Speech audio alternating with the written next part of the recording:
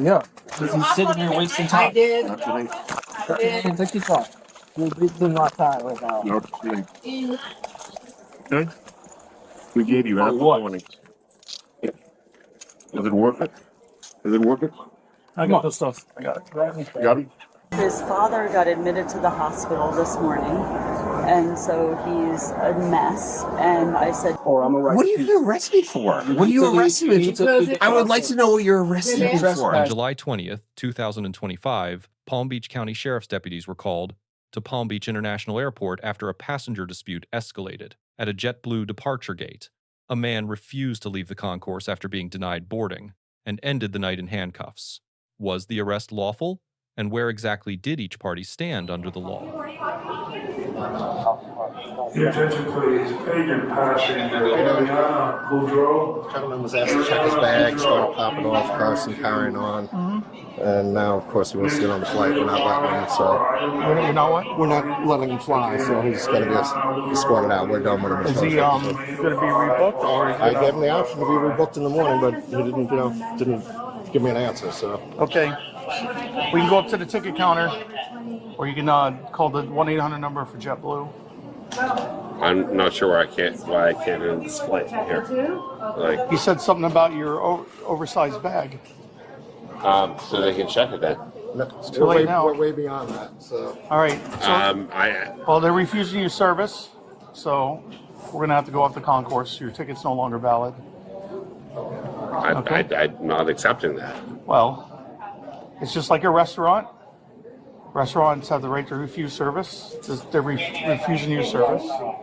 So they're going to refuse you service. Hey, it's either you go to jail or you get off the concourse. Don't You touch either me. go to jail or you get off the Stop, concourse. like, don't touch me. You I either have go nothing to to say jail here. or you're Do not touch me. going to end up going to jail. Do Okay?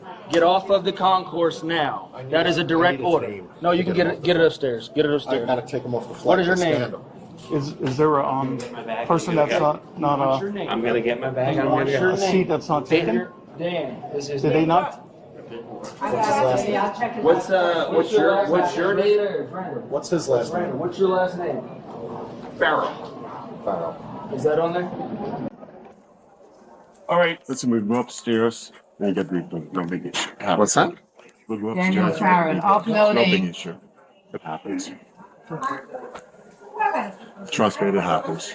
Paul, I got it. What? We're going upstairs? You have to I rebook. uploaded them already. I don't need to rebook. Like, if I can't get there tonight, it doesn't matter. Like, my dad's sick. I got to be there. Sorry to hear that. Guess they're rebooking your hearing. No, they're not. I have no desire to rebook. They just said they're I not. don't. They're not So rebooking. unless you want to arrest me, then I'm just gonna leave. Okay, leave. Leave. You can leave. We'll show you. We'll help you. What's your last name? Okay, you can go to Fort Lauderdale, Miami, they're open. We'll fight. You go to New York? Wait, I need your boarding pass. Yes. And you can't board it. You going to New York, sir? They're bus. Okay, so if you go up to Miami or Fort Lauderdale, they have a lot more flights. This is outrageous. Like, I understand. I sat on my bag to put it in a fit, and they said they wouldn't do it. Like, this is outrageous. This is outrageous. Flying isn't what it used to be. It's changed. Okay. So we'll help you go to Fort Lauderdale, Miami. I don't need your help. I live here. I can get in the cab and go wherever I want. But Just give him one more order and then I'll arrest him. So tell him he needs to leave or I'm gonna write. what are you arresting me for? What are you arresting me for? I would like to know what you're arresting me for. Trespassing at this point. I'm not trespassing. I have a thing. You gonna arrest him? Yeah, because he's sitting here wasting I time. did. Take your time. We'll be doing our time right now. No, okay. We gave you ample warning. Does it work it? Does it work it? I got the stuff. I got it. You got it? Okay, you're gonna read me my Miranda rights? I told you what you're being arrested for. We're not asking you any questions, okay? That's the only reason you're being arrested for trespassing. What's my Miranda rights? We don't need to read you rights if we're not asking you any questions, okay? What are my Miranda rights? Okay, I'm telling you right now that's what it is, okay? What are my Miranda rights? Keep quiet. I want my Listen, Miranda. listen. I want my Listen. Miranda rights. Listen. You are detaining me. I want my Miranda You're rights. gonna get down on the ground. I want my Miranda rights. Everyone. Who has a No one has. here has read me my Miranda rights. Hey, I want my Miranda rights. I want my Miranda rights. You have the right to remain silent. There you go. Anything you say, like that's not the whole thing. Anything you say, I want my Miranda rights. For everyone here, I want my Miranda rights. I want my Miranda rights. Everyone here, I want my Miranda rights. Remember when we started, when I said you have a right to remain silent? All I'm saying is I want my Miranda rights, and you haven't read them to me. I'm trying to learn them. I'm going to start and stay with remain silent. Everyone, I just want to let you know, I'm getting arrested, and I have not been read my Miranda rights. All I want is my Miranda rights. They did not tell me my Miranda rights. I think there's a little more to Miranda rights than remain silent. I want everyone to know that. Hey. Everyone. Hey, I can say whatever I want. You need to stop resisting. I'm not resisting. Yes, you are. I'm talking. I'm talking. I'm talking. You need to stop resisting or you're going to go on the ground. I'm not resisting. I'm talking. You said you were going to see your father, right? Yeah, my father's sick. That's where I was going. Where are my bags, for God's sake? Are they there? They're behind you. They're coming. And you said you have relatives over here? I'm not saying another word to you guys, but Today is July the 20th, 2025. This is reference case number 25080578.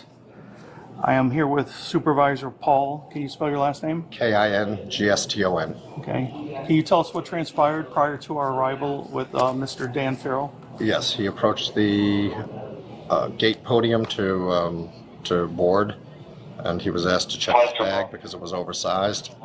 He refused, became verbally abusive.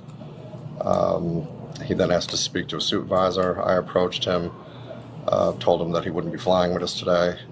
He refused to leave the area. Then he left, returned again with more language and more abuse. And then I called the sheriffs, and you guys came, and he was also non-cooperative with you as well. Was he obscene at the gate and yelling? Yelling profanities. Profanities? And cursing at us and whatnot. In front of other customers yeah. and other patrons? Correct. Okay. Yep.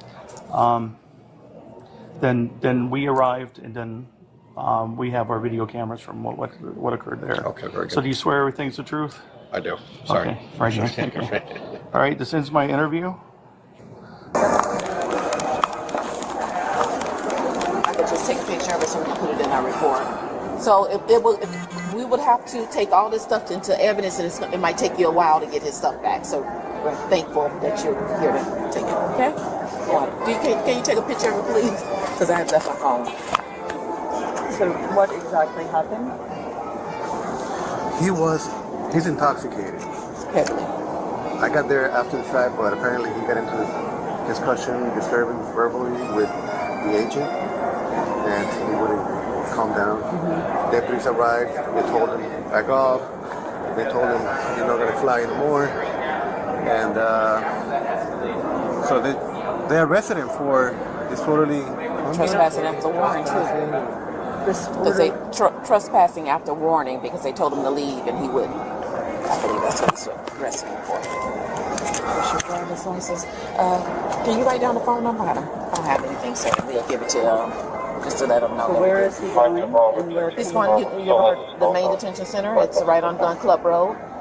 It's going to take a while for him to get processed. Maybe I'll say 8-9 hours. And then he can call you because we're going to let him keep his phone and his driver's license. He can call. Bravo 229. Advise you that the subject still has his belt on. 10-4. 51 to get it. I'm talking to the wife now. That was just gonna go get his belt. So it's right on Gun Club, but we're gonna charge his phone up for him. Turn it off so it can have the battery life, and when he get out, he can call you. Yeah, it got wet earlier, and so I'm not sure it's going to charge. Okay, but he's allowed to have a phone call when he gets into the jail also. Okay. Or you can continue to call up and see what the process is. So what progress? Just curious, why are you here? Because he called me to say that they weren't letting him on the flight. His father got admitted to the hospital this morning, and so he's a mess. And I said, you have to get... So his father's like in the hospital, and he was going to fly up there. He couldn't get on a flight till later, so he's in state. And I said, you have to just get there because your sister's there, his father's very ill. And I dropped him off, and I said, just, you know, he was okay. He seemed okay when I dropped. I mean, he wasn't great, but he seemed okay, and he wasn't confrontational. And then he called me and said they wouldn't let me put my bag on the flight. And I said, just check it and move on. And so then I just came back because he said my phone's dead and they're not letting me on the flight. So then I decided to come, like, if he's not getting on the flight and I know his phone's dead, how's he going to get home? So his father's in the hospital and he's trying to get up there to see him. And so this is not that that's an excuse, but that's the situation. Okay. All right, let's break down the legal analysis. The first question is whether the arrest itself had a valid foundation. Under Florida statute section 810.09, trespassing after warning requires two clear elements: a warning to depart, issued by an authorized agent, followed by a deliberate refusal to comply. Both were satisfied here first by the JetBlue gate supervisor, then reinforced by deputies on the scene. Probable cause was established before a single pair of handcuffs was applied. Building on that, a closely related question is whether the airline even had the authority to exclude this passenger in the first place. In Adderley v. Florida, 385 U.S. 391966, the Supreme Court held definite that not all government-adjacent property constitutes an open public forum. Airport gate concourses operated by private carriers fall within a quasi-private designation. The airline's right to refuse service is legally enforceable, and once that right was exercised, the subject's ticket carried no legal authority to remain on the concourse. Now, one of the most legally significant moments in this footage is the subject's repeated demand for Miranda rights. Under Miranda v. Arizona 384U, S. 436.966, warnings are required before custodial interrogation, not at the moment of arrest.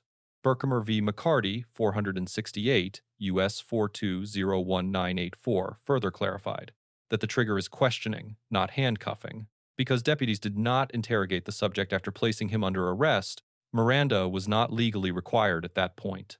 The deputy's on-camera statement was an accurate reading of the law. Turning to the charges filed, resisting without violence, under Florida statute section 843.02 carries a nuanced threshold. Florida courts have consistently distinguished between protected verbal dissent and actionable physical obstruction.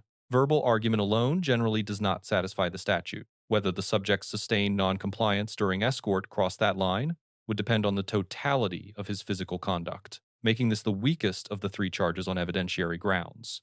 The disorderly conduct charge under Florida statute section 877.03 presents a stronger factual foundation. The statute targets conduct that disturbs the peace of others in a public setting, and yelling profanities at airline staff in a crowded terminal is a plausible fit. However, City of Houston v. Hill 482 U.S. 4511987 established that verbal challenges to authority, including profanity, generally fall within First Amendment protection. The charge is viable, but it carries real constitutional tension. Finally, on the use of force, Graham v. Connor 490 U.S. 3861989 requires that force be assessed against the totality of circumstances, the severity of the offense, the threat posed, and the level of resistance. Here, the subject was verbally non-compliant but posed no physical threat. Deputies applied handcuffing and nothing more. That level of force is objectively reasonable under the Graham standard, and this is one area where the deputy's conduct is difficult to fault. Just so you know, unfortunately, the AC in the back does not work too good. There's your wife. Want to say bye to her? How you doing? I'll be there in the morning. Then you have to stay here tonight. I think. I'm getting a lawyer. What's that? I'm getting a lawyer. Can you get someone now to get me out sooner? They said You got to go through the whole I process. did nothing wrong, so like call like whoever, like get someone now.